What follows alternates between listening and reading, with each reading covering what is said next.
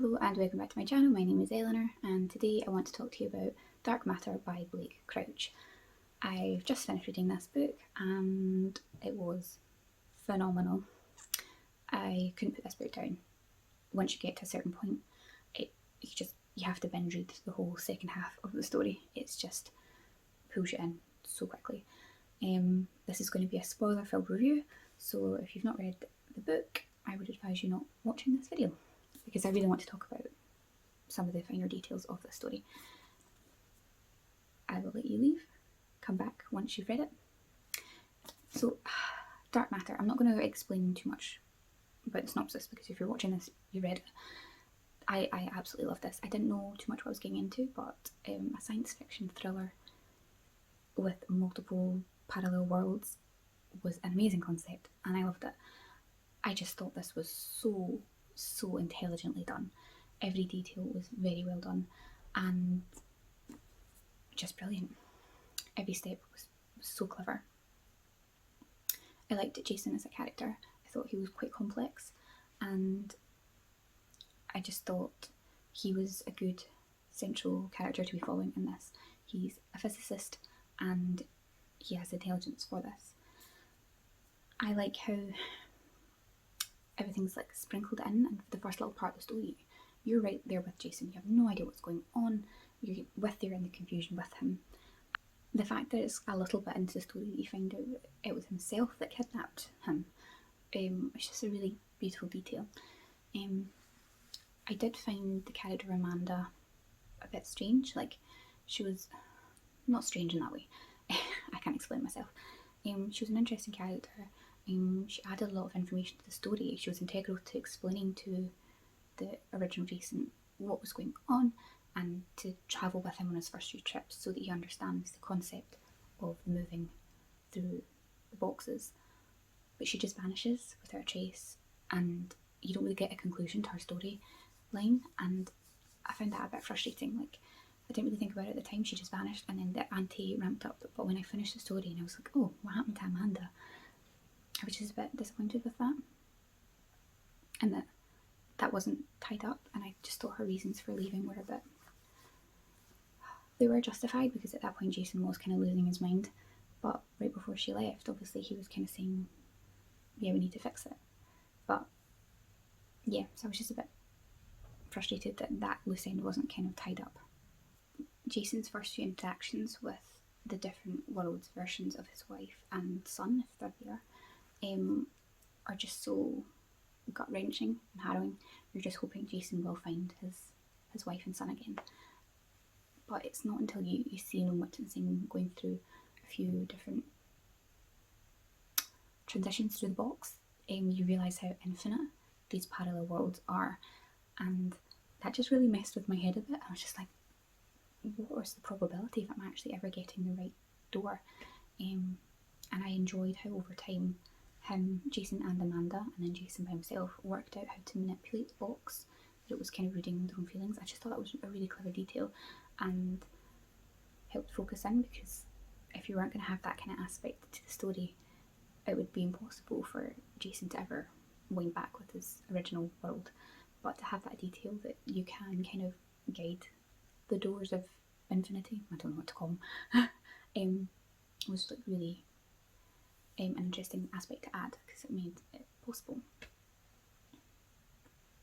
And as I said before, I know Amanda was a bit... she kind of just vanished off the face of the earth. Her being, I think it's a psychologist, was a really interesting aspect to add for Jason, because she explains to him his feelings and how he's different from the Jason that she knew, and helps Jason to explore his feelings and how hurt he is by this whole experience. And then really, as Jason and Amanda for a while use all the ampules and inject themselves and travel to these different versions of Earth trying to find Jason's home, you kind of are witnessing Jason's kind of like falling apart. He's like descending into like utter madness. He's going crazy because he's seeing all these different parallel worlds that some are slightly different. Like, things are just so ever so slightly off that it's jarring. It's like looking with double vision, and in other worlds that are completely alien to him at all. Like, they're very futuristic, or the world's ended, really, covered in snow and things like that. I just thought Jason's character arc was written very well, because at the start he's just a nice, normal young man with a wife and a son. He's a professor. He hadn't amounted to much after he started a family, and then he progresses through this whole thing, and you just see him crumble basically, and it's sad, but the whole time you're rooting for him, you're really rooting for him to get to the end.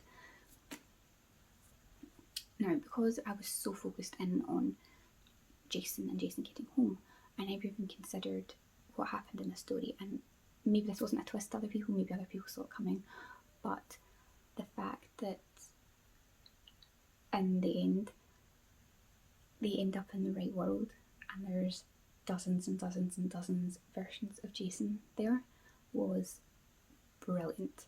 I thought it was so clever, even though you met one Jason who was like flayed in the in-between kind of, I don't know, that's what I'm calling it. I can't remember if it was named in this.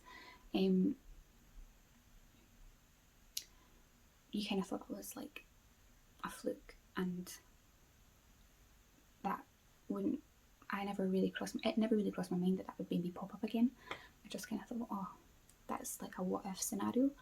But for Jason to find his original world, to find his Daniela and his son, and for them to be dozens of other versions of him wanting the exact same thing, and they obviously diverged in terms of like parallel world splitting at the same point or after him, that, you know, they all think that that is his wife and son. So they all have their hearts in the kind of right place, but they're all fighting tooth and nail. I just thought it was so brilliant and so clever, and yeah, this really messed with my mind, and I just thought it was so well done. And the original Jason, the Jason's point of view you're following, is named Jason 2 in this because that's just the way it ended up being. The way he kind of comes to the realisation that all these versions of him all want his wife and son, but they are all in agreement that they come first, like nothing should harm them, so they're trying to kill each other so that they'll be like the last one standing to get their wife and son. But it ends up just in carnage, and it's just so mind-bending. And I thought it was really clever how Jason obviously got himself arrested and tried to get his wife through that way, and how they escaped and stuff. And to be honest, I didn't expect this to have like kind of happy ending, because I just thought this is going to end up with the wife and son dead and they're all going to lose out. So I was actually pleasantly surprised that it kind of ended with them stepping into a new world, with the possibility of a future. So I was actually quite happy that it ended that way. I wouldn't have been too mad if they all died, because that would have been thrilling. But it's also quite nice to have a story like this that is quite jarring to have an ending that's quite ambiguous. I am interested to know what happened in that warehouse with the 30 or 40 Jasons left. What would happen to that world? I can't even imagine. Because we'll be finding dozens and dozens of the identical dead guy, and all these people are the same, you know. I know you can have like quintuplets and stuff like that, but I don't really think you can have 30 that are identical. This was just such a thrilling read, and I loved every minute of it. There was no part of the story that didn't work and didn't click. Like, every aspect was really integral to the story, and I felt it flowed really well. And it was so good, such a thrilling ride. And this is my first Blake Crouch, and I can't wait to read. He's got another book called Recursion. I can't wait to read that at some point, although I have been advised that you should wait a wee while before reading them, because there are similarities, so you may want to not read them too close together. So that's great. So I'm looking forward to picking up more Blake Crouch in the future, because he knows how to write a thrilling story. So yeah, so that's some of my rambling thoughts. I don't even know if I talked in any sort of cohesion there. My rambling thoughts of Dark Matter by Blake Crouch. And let me know if you've read this story and what you thought of it. I would love to have a chat with you in the comments. Like, what was your favourite aspect of the story? Like, mine, as I just said, was working out that there was dozens and dozens of versions of the same Jason trying to get back to his wife. Like, it never crossed my mind that they would diverge after he's had this pivotal moment of him being kidnapped, taken to the other world. Like, I kind of thought that all aspects would be from before that, which doesn't make sense, but obviously I don't know anything about physics and how these kind of theoretical parallel world things work. So yeah, if you've got any other books that you think I would like because I loved Dark Matter, please, please, please recommend them below, because I would love to read more stories that are really clever like this. So yeah, so be sure to subscribe if you aren't already, leave a comment below, and I'll catch you in the next video. Bye.